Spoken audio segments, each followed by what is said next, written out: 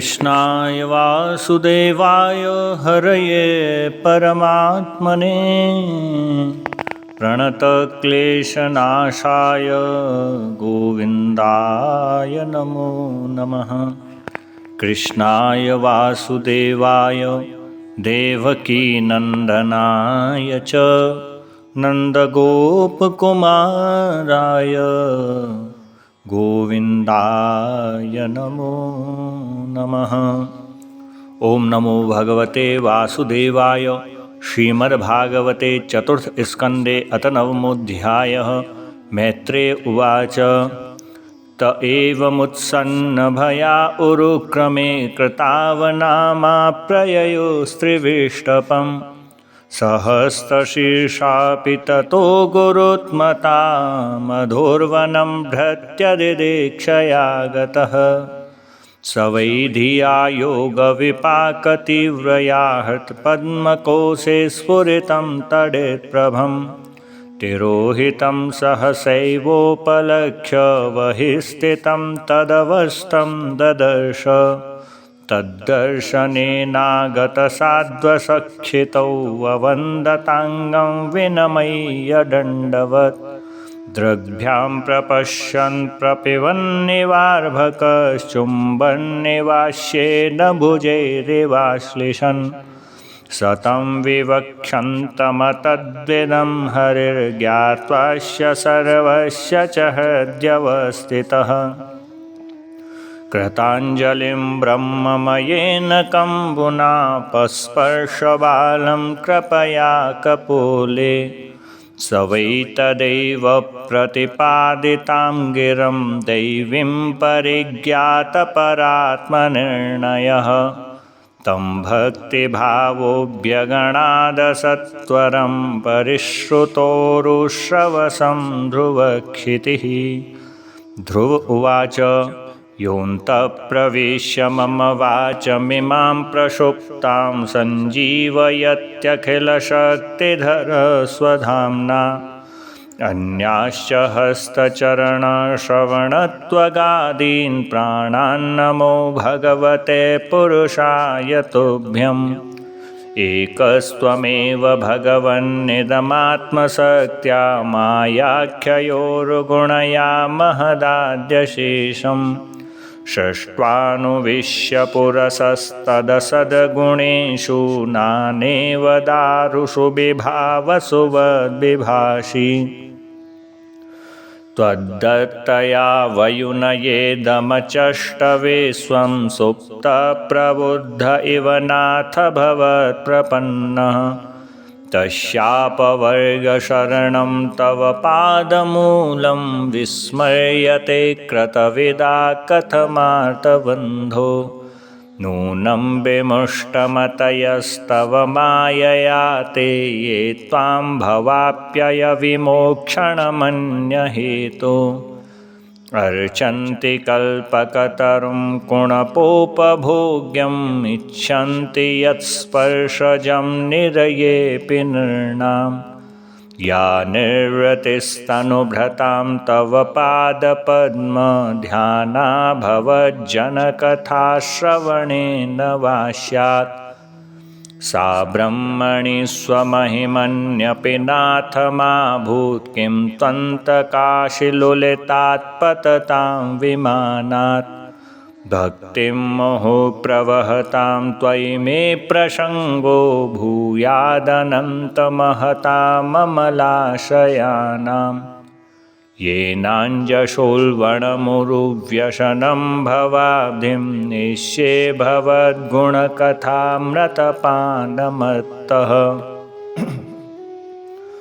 तेन स्मरन्त्यतितरां प्रियमीशमृत्यं ये चान्वदस्सुतसुहद्ग्रहवेत्तदारा ये त्वब्जनावभवदीयपदारविन्दसौगन्ध्यलुब्धहृदये सुकृतप्रसङ्गा। तिर्यं नगद्विजसरीसृपदेवदैत्यमृत्यादिभिः परिचितं सदसद्विशेषं रूपं स्तविष्टमजते महदाद्यनेकं नातः परं परमवेद्मि न यत्र वादः कल्पान्त एतदखिलं जठरेण गृह्णन् सेते पुमान् स्वदगनन्तसखस्तदङ्के यन्नाविसिन्धुरुह काञ्चनलोकपद्मगर्भेद्युमान् भगवते प्रणतोऽस्मि तस्मै त्वं नित्यमुक्तपरिशुद्धविबुद्ध आत्मा कूटस्थ आदिपुरुषो भगवांस्त्रधीशः यद्बुद्ध्यवस्थितमखण्डितया स्वदृष्ट्या स्थितावधिमखो व्यतिरेक्त आस्ये यस्मिन् विरुद्धगतयो यनिशम्पतन्ति विद्यादयो विविधशक्तय आनुपूर्व्यात् तद्ब्रह्म विश्वभवमेकमनन्तमाद्यम् आनन्दमात्रमविकारमहं प्रपद्ये सत्याशिषो हि भगवंस्तव पादपद्म आसीस्तथानुभजत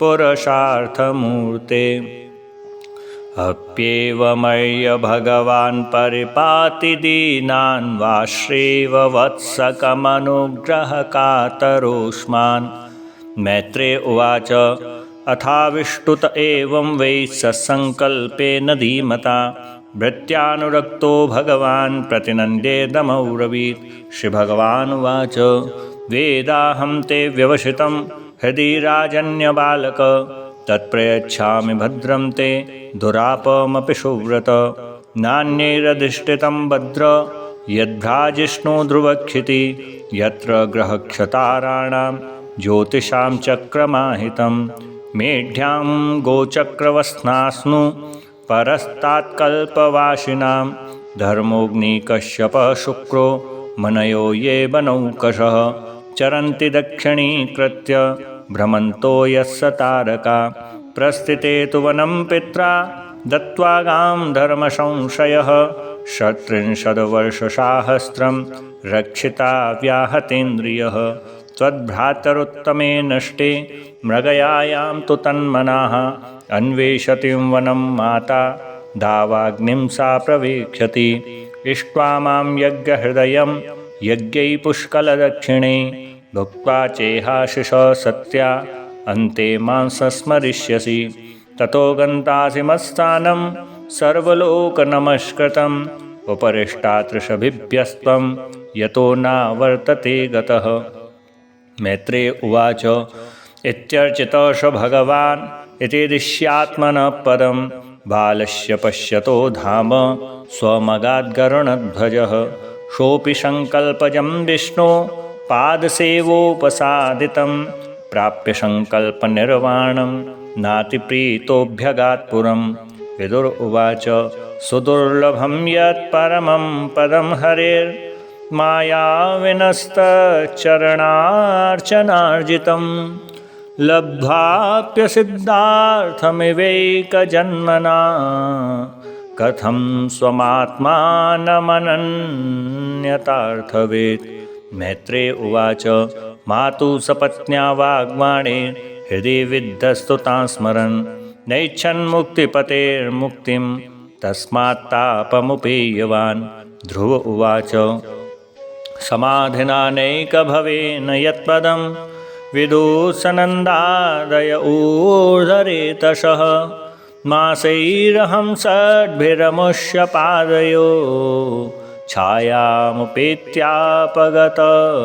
प्रथङ्मतिः अहो वत्ममानात्म्यं मन्दभागस्य पश्यत भवच्छिदपादमूलं गत्वा याचे यदन्तवत् मतिर्विदूषिता देवै पतद्भिरहिष्णुभिः यो नारदवचस्सत्यं नाग्राह्यशमसत्तमः देवीं मायामुपाश्रित्य प्रसुप्त इव भिन्नदिक् तप्ये द्वितीयेऽप्यसति भ्रातृभ्रातृवृहद्रुजा मय्यैतत्प्रार्थितं व्यर्थं चिकित्सेव गतायुषी प्रसाद्य जगतात्मानं तपसा दुष्प्रसादनं भवच्छिदमया चेहं भवं भाग्यविवर्जितः स्वाराज्यं यच्छतो मौढ्यां मानो मे भिक्षितोऽवत ईश्वराक्षीणपुण्येन फलिकारानिवाधनः।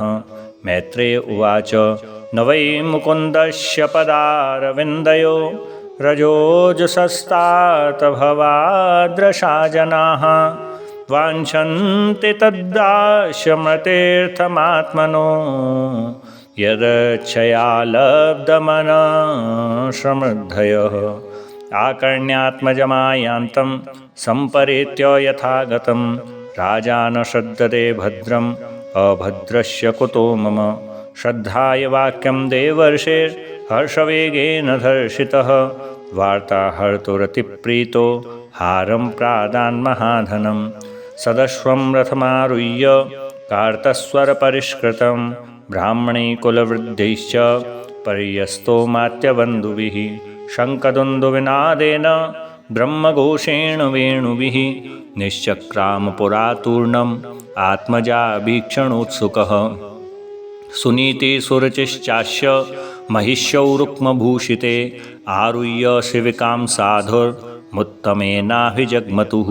तं दृष्टोपवनाभ्यास आयान्तं तरसारथात् अवरुह्य नृपस्तूर्णम् आसाद्य प्रेमविह्वलः। परिरेवेङ्गजं दोर्भ्यां दीर्घोत्कण्ठमनाश्वसन् विक्ष्वसेनाङ्घ्रिसंस्पर्श हताशेषागवन्धनम्।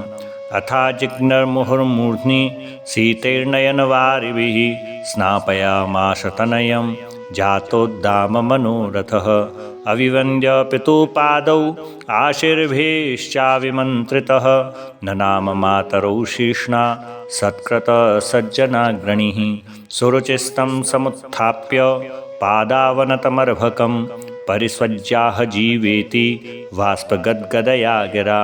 यस्य प्रसन्नो भगवान् गुणैर्मेत्रादिभिर्हरि तस्मै नमन्ति भूतानि निम्नमाप इव स्वयम्।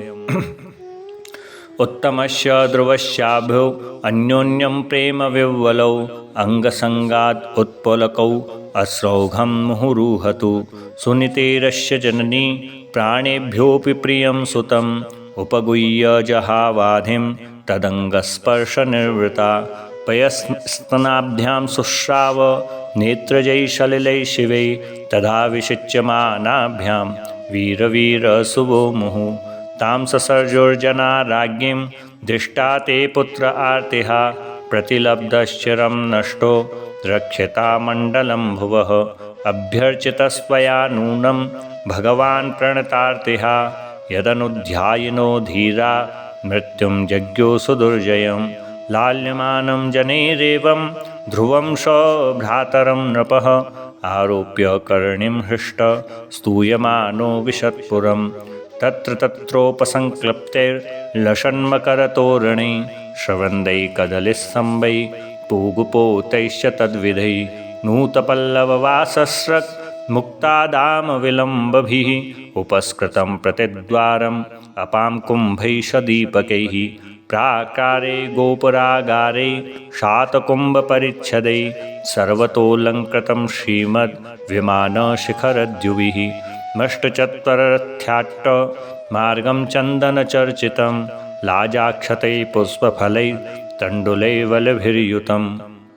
ध्रुवाय प्रतिदृष्टाय तत्र तत्र पुरश्रियः सिद्धार्थाक्षतदध्यम्बुर्दूर्वा पुष्पफलानि च उपजङ्प्रयुञ्जाना वात्सल्यादाशिषः सति शृण्वन्तद्वल्गीतानि प्राविशद्भवनं पितुः। महामणिव्रातमये सौ तस्मिन् भवनोत्तमे लालितो नितरां पित्रा न्यवशद्दिविदेववत्। पयफेन निभाशय्या दान्तारुक्मपरिच्छदा आसनानि महार्हाणि यत्र रौक्मा उपस्कराः यत्र स्फटिककुड्येषु महामारकतेषु च मणप्रदीपा आभान्ति ललनारत्नसंयुता। उद्यानानि च रम्याणि विचित्रैरमरद्रुमैः कूजद्विहङ्गमिथुनैर्गायन्मत्तमधुव्रतैः। वाप्यो वैदूर्यसोपाना पद्मोत्पलकुमुदुद्वती हंसकारण्यवकुलैर्जुष्टाश्चक्रावसारसैः।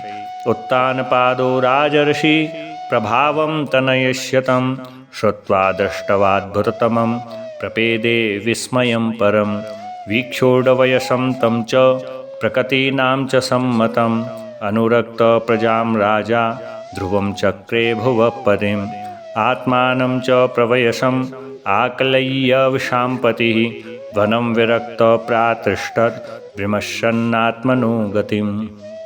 जय जय स्वस्ति श्रीमद्भागवते महापुराणे पारमहंस्या संहितायां चतुर्थस्कन्धे ध्रुवराज्याभिषेकवर्णनं नाम नवमोत्सवः। श्रीबालकृष्णचरणार्पणमस्तु। कृष्णाय वासुदेवाय हरये परमात्मने प्रणतक्लेशनाशाय गोविन्दाय नमो नमः। कृष्णाय वासुदेवाय देवकीनन्दनाय च नन्दगोपकुमाराय गोविन्दाय नमो नमः। श्रीगोविन्दाय नमो नमः।